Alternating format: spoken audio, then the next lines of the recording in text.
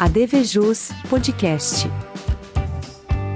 Apresentação Marco Martins. Legal, meus amigos, com imensa satisfação, hoje um podcast que eu costumo dizer aqui, o podcast do sorriso. Nós vamos falar de uma pauta maravilhosa, abordar um tema que para mim é muito caro, vinhos.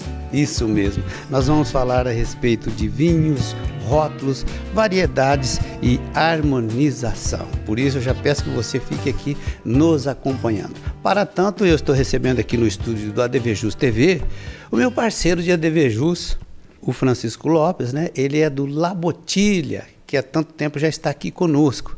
E também a nossa outra convidada, a Luísa Tanuri, que é enóloga, ligada à vinícola Terras Altas, aqui mesmo em Ribeirão Preto. Francisco, que legal, muito obrigado de você ter aceito o nosso convite para a gente falar desse assunto tão interessante que é a respeito de vinho. Obrigado, eu que agradeço. É isso mesmo. Luísa, obrigado por você ter aceito o convite, viu, para falar para a gente, esclarecer um pouco, né, a respeito dessa atividade tão importante que é a enóloga, né? Tá bom, por mim é um prazer estar aqui também, eu agradeço o convite. Tá certo, é isso mesmo. Então, gente, reiterando, nós vamos falar a respeito de vinho, rótulos, variedades, harmonização, e aí, para o seu deleite, olha só, aqui já temos alguns rótulos, que daqui a pouquinho o Francisco vai passar aí uma geral nesses rótulos para você ficar bem informado, né? Agora, para a gente já começar falando aqui do nosso tema, Francisco, existe aí uma tendência, ou a gente pode dizer assim, que existe uma tendência de preferência por determinados rótulos que estão ligados a determinada qualidade de uva ou não? Na verdade, eu não acredito que seja assim determinadas preferências, né? O que a gente sabe que existe muito é a questão do aquilo que é conhecido, é mais conhecido, né, e mais massificado entre as pessoas que vão tomar vinhos. Então nós temos sempre algumas uvas que são as mais conhecidas, por exemplo, a Cabernet Sauvignon, Syrah, Merlot, que são uvas muito difundidas, né, tanto no Brasil como em todo o mundo. E existe também aquela questão da preferência, em especial aqui no Brasil, a gente tem uma preferência muito grande por vinhos tintos, embora nosso clima seja muito sugestivo, né, a um vinho branco, vinho rosé e as espumantes. O brasileiro tem o mercado brasileiro, ele demanda muito mais vinhos tintos do que de outras modalidades. Certo. E isso também faz com que a gente comece a tornar mais um grupo menor de uvas que acabam sendo mais procuradas pelo consumidor. Certo. Então, Luiz, você percebe, né, como enóloga, e eu queria que você falasse um pouquinho, né, como que é essa atividade, né, antes de mais nada, mas que você falasse assim também, se você percebe uma certa preferência do brasileiro pelo vinho tinto. Fala um pouquinho antes que é enóloga, né? Bom, enólogo é o profissional responsável por elaboração de vinho. Aqui no Brasil é um curso superior, então eu tenho a formação em tecnologia, viticultura e enologia para fazer vinho. Então a gente vai cuidar do cultivo da uva, do manejo do vinhedo e vai focar desde a colheita, todos os processos de elaboração, engarrafamento e também um pouco da venda do vinho, mas o foco é a elaboração. Então o enólogo cuida da garrafa para trás. O sommelier pega essa garrafa pronta e da garrafa para frente vai cuidar de harmonização, serviço do vinho. Certo. E eu vejo realmente uma preferência por vinho tinto. As pessoas associam vinho ao vinho tinto. Isso, e nem sempre lembram que existem os vinhos brancos, os vinhos rosés. E conhecem algumas uvas mais do que outras. Então, às vezes, o consumidor aprendeu o nome de poucas uvas e fica focando nelas.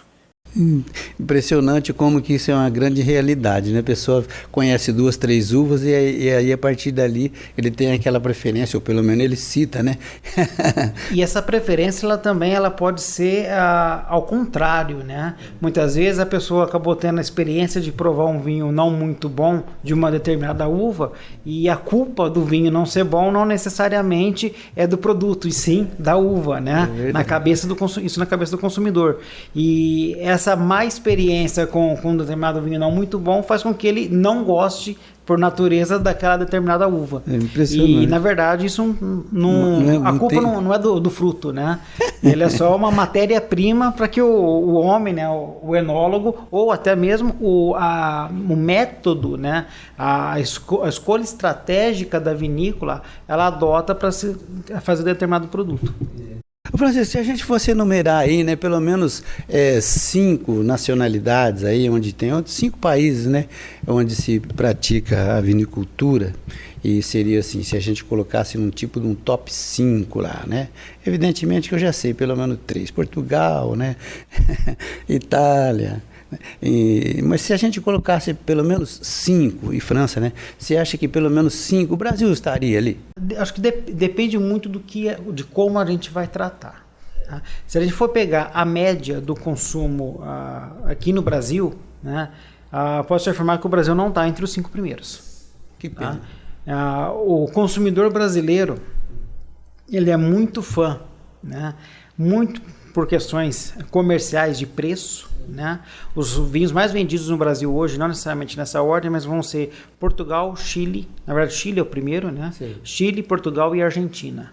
E esse é vamos dizer assim, é o pódio da venda de vinhos na média no Brasil. Tá? Nesses 5 primeiros você não vai encontrar França, você não vai encontrar Brasil, tá? Porque a escola francesa de vinificação também não é a predileta do brasileiro. A França não costuma produzir vinhos muito frutados, muito macios, tão redondos assim, que é o que você vai encontrar muito, por exemplo, em Portugal, que é um vinho pensado para exportação para o paladar brasileiro. Portugal produz muito, né? Pensando na exportação para o Brasil, que é o maior mercado de exportação de Portugal. Aí a gente tem o vinho argentino também, que tem como característica, na média, pouca complexidade, um vinho, vamos dizer assim, eu brinco que o Malbec argentino é o vinho de entrada para quem está começando a entrar a consumir vinho. Então, normalmente o vinho com baixa acidez, pouca complexidade, mas um vinho muito redondo, muito macio, fácil para o consumidor beber. Então isso agrada bastante. Então eu não diria que o Brasil está entre os 5 primeiros. Agora, depende muito do trabalho que você faz. Então, por exemplo, lá na La Bottiglia, se a gente for pensar nas origens que nós temos de venda, tá? O Brasil hoje é o primeiro lugar. Que bom. A gente vende, a origem que a gente mais vende dentro da nossa loja hoje é Brasil. Que bom, né? Então, Luísa, você já falou muito bem, né, a respeito da atividade de enóloga, que participa de tudo até chegar na garrafa, né? Então eu queria perguntar para você o seguinte, né? Nós temos conhecimento aqui no país, né, de quais as variedades que se adaptam melhor aqui no Brasil e principalmente aqui para a nossa realidade, né, de Ribeirão Preto. Qual que seria uma qualidade de uva que ela que se dá bem aqui no calor, que nem nós que somos ribeirão pretano, como é que faz? Olha, aqui em Ribeirão Preto, a gente usa a técnica de dupla poda no cultivo da uva. Consiste em podar a videira 2 vezes para induzir que o ciclo de maturação da uva ocorra no inverno. Diferente do Rio Grande do Sul, por exemplo, que colhe uva no verão. Certo. Então, nessa técnica da dupla poda, a primeira variedade que se adaptou bem foi a Syrah. Então, nós temos grandes Syrah sendo produzidos em Minas Gerais e São Paulo. E, especificamente aqui em Ribeirão Preto, a gente vê que temos um foco na Cabernet Sauvignon. Certo. Então, tanto a Cabernet Sauvignon quanto a Cabernet Franc, a gente tem uma expectativa muito boa, justamente por causa do calor, que a gente espera que essas 2 variedades tenham uma maturação mais alta, um padrão de maturação maior e tenham aromas mais complexos. Então, é uma aposta nossa nas Cabernets. Interessante demais, né? Francisco, por que eu vou até aproveitar aqui, acho que é um bom gancho para a gente esclarecer tecnicamente, também numa linguagem mais popular para as pessoas. Vou até fazer uma brincadeira com a Luísa, né? Para trazer o assunto à tona, né? Quando que a gente vai ter o nosso espumante aqui em Ribeirão? Olha então, só, tá olha vendo? Que o Francisco sempre me coloca nessa.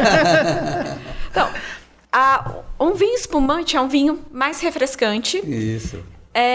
Que para que ele seja refrescante, a uva precisa ter bastante acidez. Desde lá na colheita do vinhedo, a uva tem que guardar acidez na maturação PT no vinho e PT no espumante. Certo. Quanto mais quente a região onde ela é plantada, menos acidez a uva tem. Isso é característica da maturação. Então, aqui em Ribeirão Preto, por ser uma cidade quente, tudo a ver beber espumante. Sim. Porém, produzir uva para fazer espumante pode ser um desafio grande. Aqui é quente, então a uva vai perder a acidez na maturação. Certo. Lá na Terras Altas, a gente gostaria muito de fazer espumante. A gente está testando uva branca, começou agora esse teste. E quem sabe a gente consiga preservar a acidez o suficiente para fazer um espumante. Então, quem sabe a médio prazo eu consigo cumprir essa quase intimação do Francisco. E o legal, por exemplo, a Luísa comentando a questão do Cabernet Sauvignon, né? Aqui na região, aqui inclusive onde está a vinícola, né? Ele tem uma característica de ter um solo muito rochoso. Certo. Né? E é uma coisa que a gente vai encontrar uma semelhança com aquilo que a gente tem em Bordeaux. Na margem à esquerda do Gironde, né, onde você tem os vinhos de Bordeaux que são feitos basicamente com Cabernet Sauvignon. Então você tem algumas características de solo que são semelhantes, isso também ajuda a agregar um pouco mais também de complexidade, né, no vinho. Sim. Interessante, né?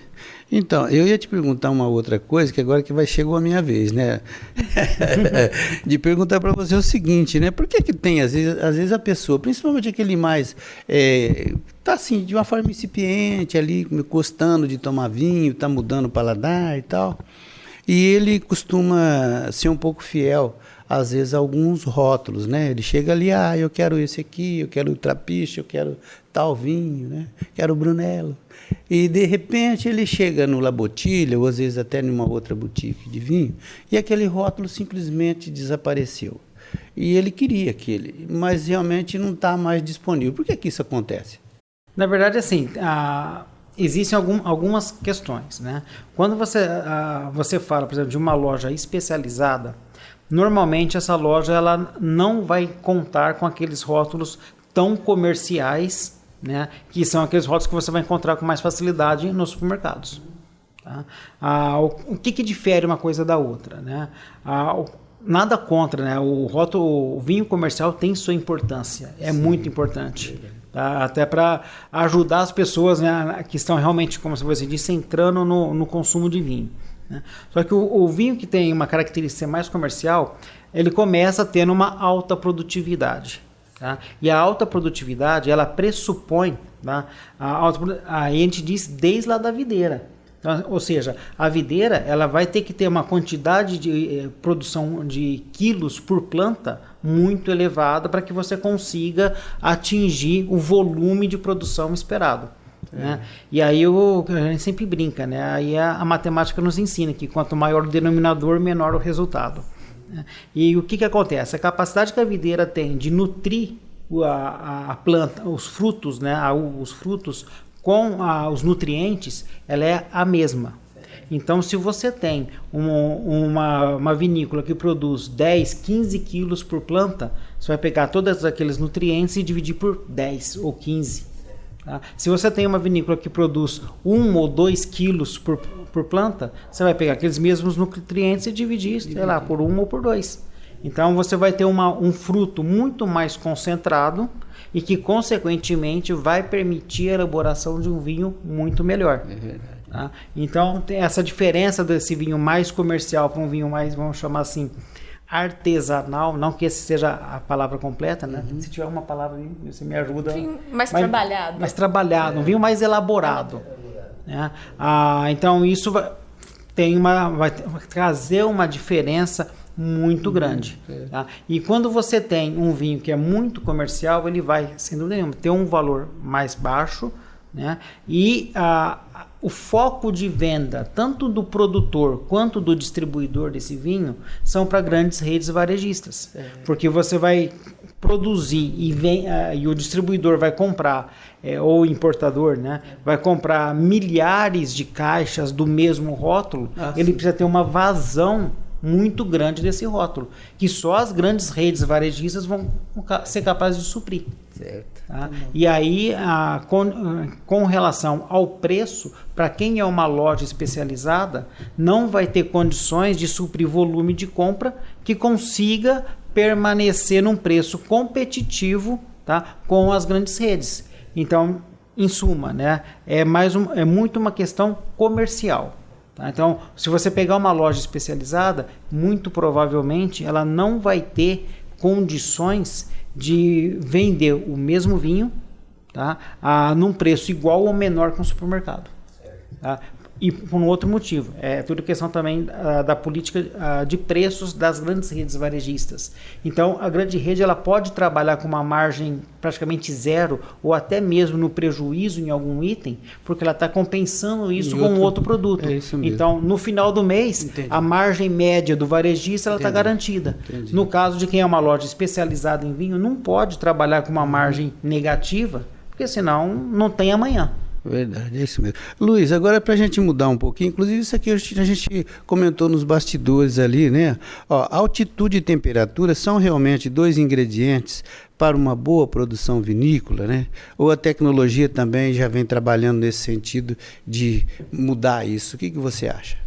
A gente tem tecnologia para ajudar, mas as questões do terroir, ou seja, onde a uva está plantada, então clima, solo, temperatura, altitude, influenciam bastante na uva e, por consequência, no vinho. Sim. Então, a gente tem que pensar onde eu vou plantar a uva, qual uva vai se adaptar, qual vai ser o nível de maturação e que vinho eu consigo fazer ali. Sim. Então, pegando o gancho do espumante. Aqui em Ribeirão, a gente está numa região quente, eu tenho o potencial de colher uma uva muito madura.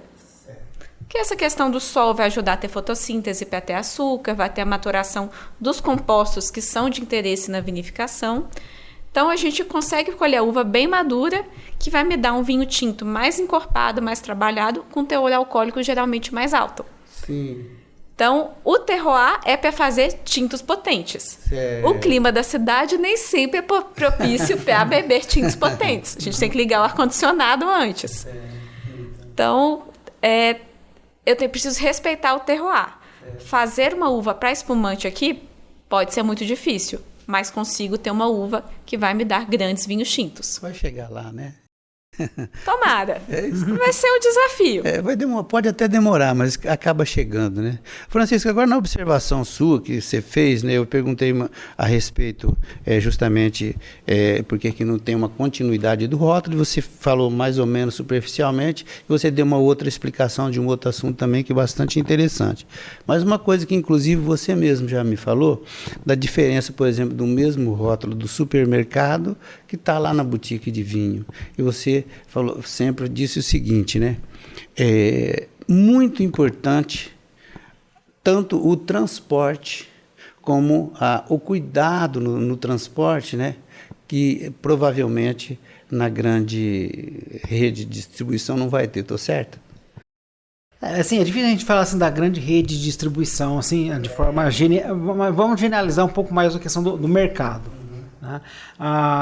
Quando você tem numa loja especializada, tá? No caso da Nala Botilha, a gente consegue garantir que os produtos, né, eles são todos eles legalizados, tanto os brasileiros quanto os importados, né? Todos eles os importados eles vêm por vias legais, tá? Então a gente consegue garantir que ele foi transportado, né, durante o processo de importação de maneira adequada, em containers refrigerados. A gente consegue garantir que o transporte até a loja, ele veio, mesmo que não tenha vindo refrigerado, por um curto espaço de tempo. Então não vai prejudicar, né, a bebida. Dentro da loja ele vai ficar, tá, em um ambiente totalmente climatizado. Então ele vai ter um controle adequado de temperatura, né? E dessa forma a gente consegue garantir que o produto que vai para o consumidor final, ele mantenha uma certa linearidade. Então é um produto que vai ter uma qualidade muito semelhante, né, a esse mês que vem e daqui a um ano. Quando você vai para ambientes que não sejam tão especializados, você pode ter sim uma divergência, em especial da condição de armazenamento. Então, quando você vai, por exemplo, numa gôndola do supermercado, você sabe que o vinho está climatizado de maneira adequada. Agora, você pode garantir que quando está no CD, ele vai ter esse mesmo cuidado? Entendeu? Talvez sim, talvez não. Tá? E se esse cuidado não for preciso até no momento dentro do centro de distribuição, isso vai afetar com toda certeza a qualidade do vinho para o consumidor final. O vinho é um produto que a 32 graus ele cozinha, tá? E depois de cozido, não serve nem para vinagre. E não vai ser culpa da uva, né?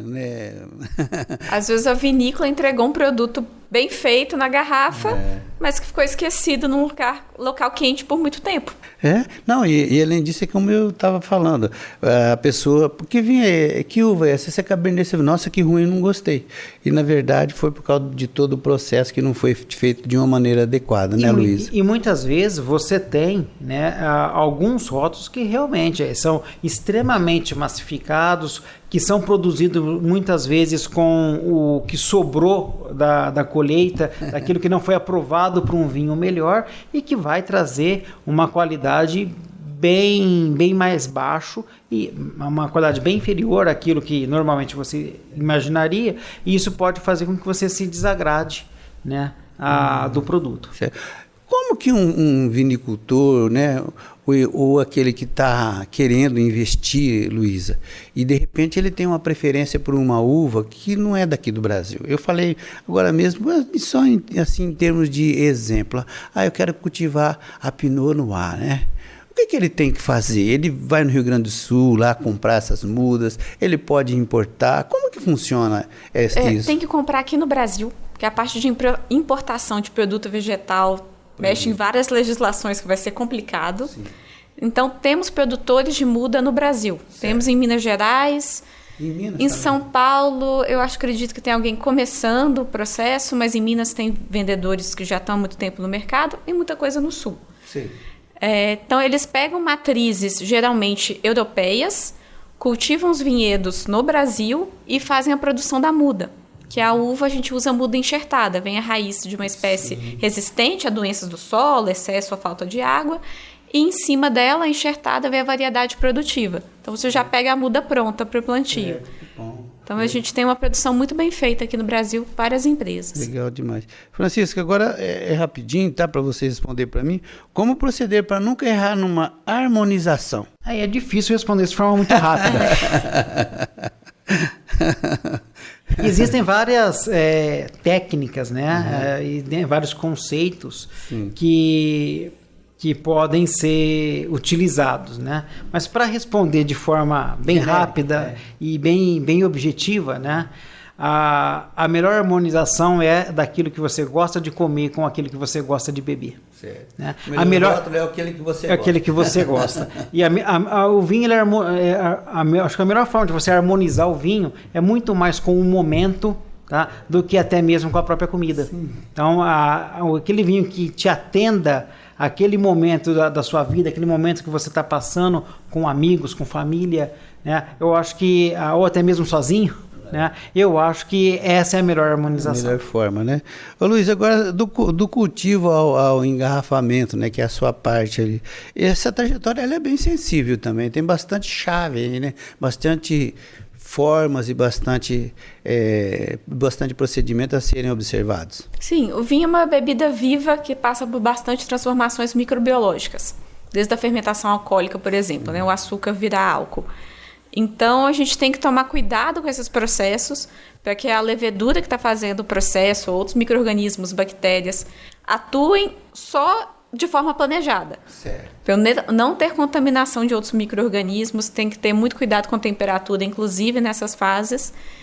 Então, dá trabalho. Não é só deixar a uva no tanque e esquecer. A gente tem que conduzir para que no final eu tenha um produto dentro do padrão que o meu consumidor espera. Interessante, né? Francisco, agora por que será, né, que a preferência, digo assim, pelo menos das ocasiões que eu estive, né, em eventos, né, que sempre à noite, por que será que a preferência é sempre servir o vinho branco, que não é o meu preferido? Mas a gente vai nessas recepções e tal, né, a gente observa que praticamente todo mundo, né, que vai fazer uma recepção à noite, né, tá lá com canapé e tal, sempre é com o vinho branco. Por quê?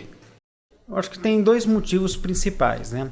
O primeiro é a questão da leveza, né, poder ser um vinho um pouco mais descompromissado, descontraído, né?